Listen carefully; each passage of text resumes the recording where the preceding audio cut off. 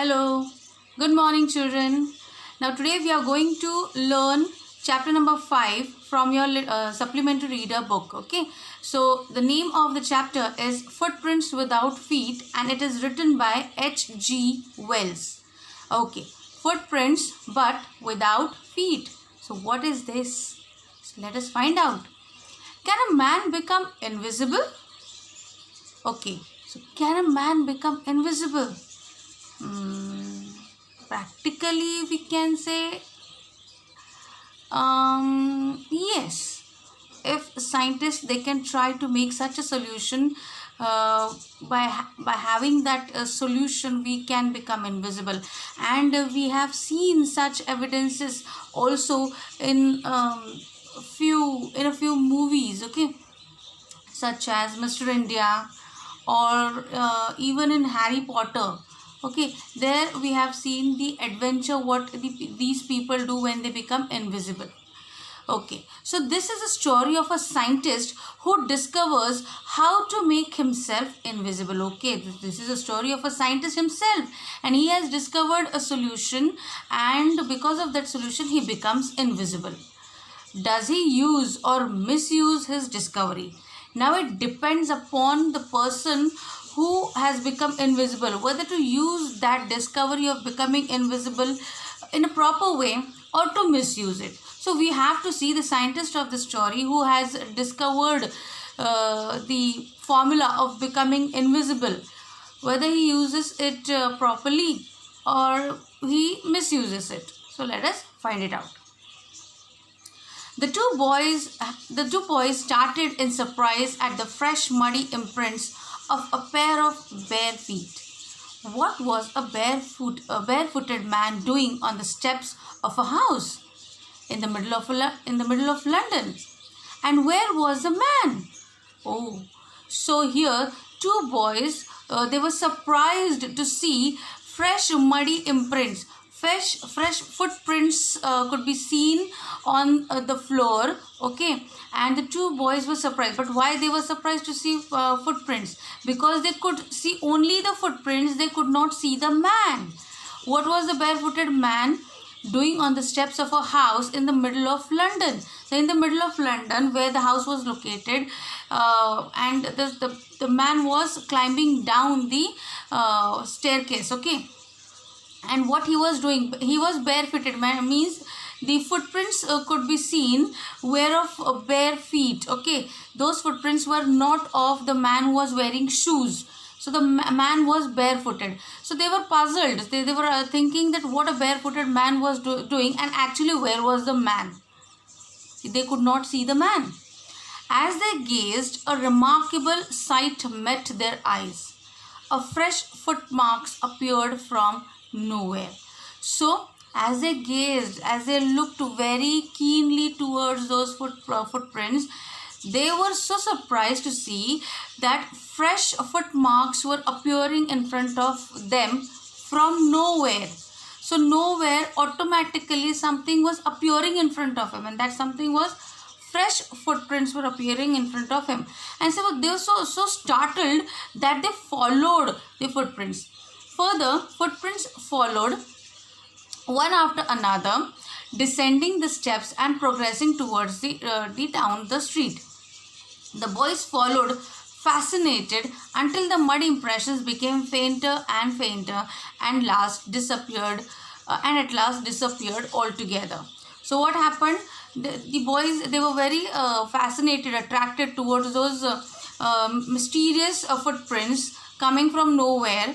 Okay, they followed the footprints until the footprints became fainter and fainter, and finally they disappeared, and they could not see any more footprints on the street. So till there they followed, and the man who was invisible, he walked further. The explanation of the mystery was really simple enough. The bewildered boys had been following a scientist who had just discovered how to make the human body transparent. So what was the explanation to this mystery?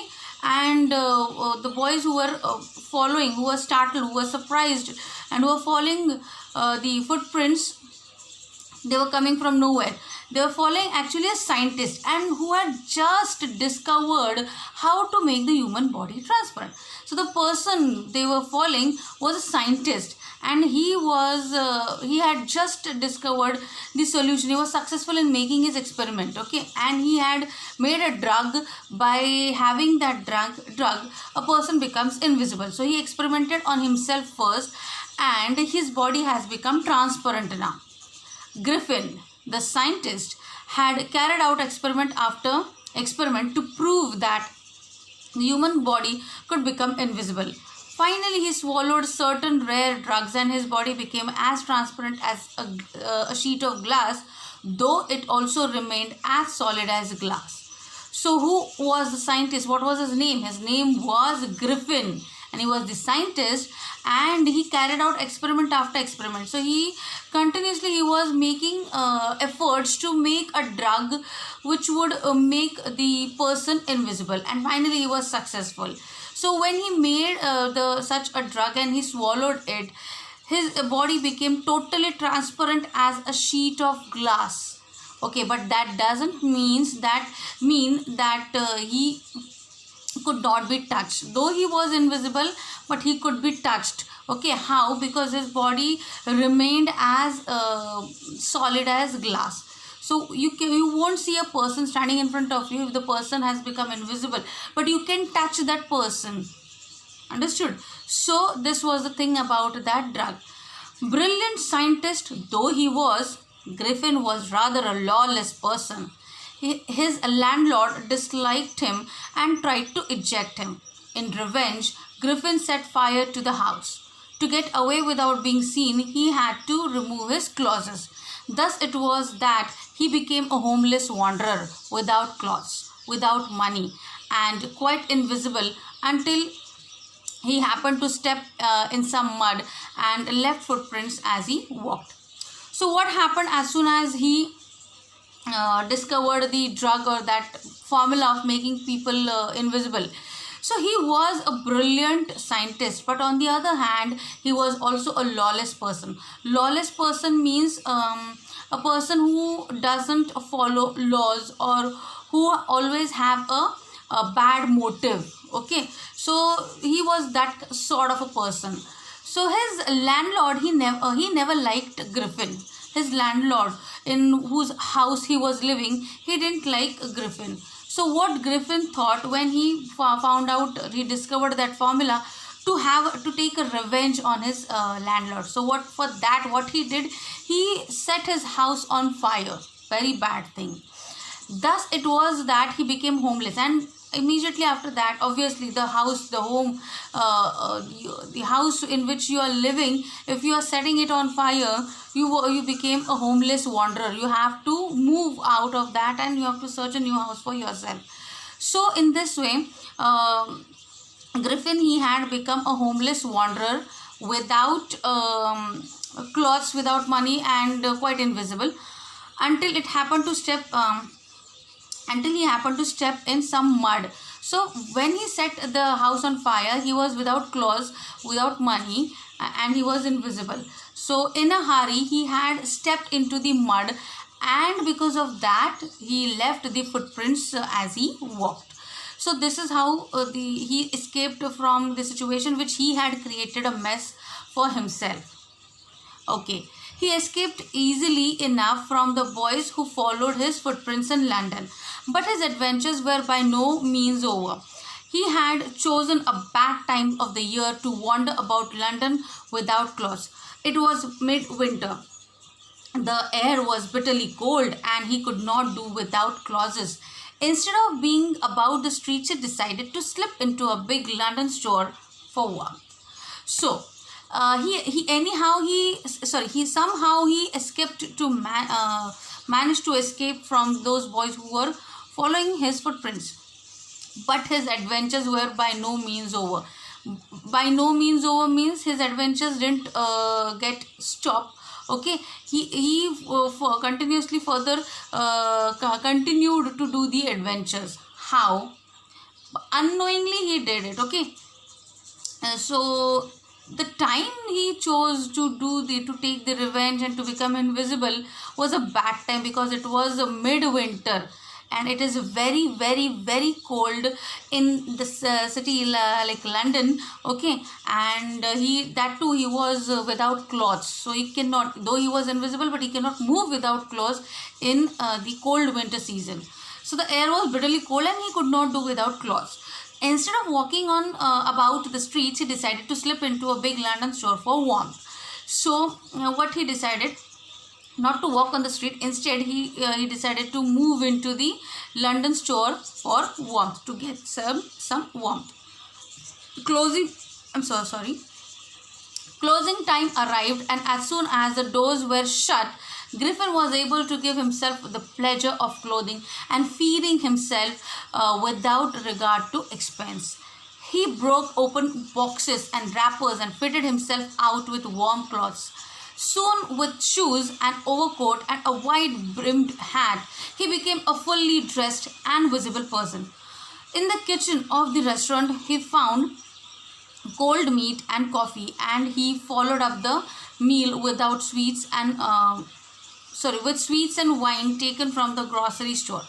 Finally, he settled down to sleep on a pile of quilts. So what happened when the shop was closed? Griffin was a free person from that time onwards.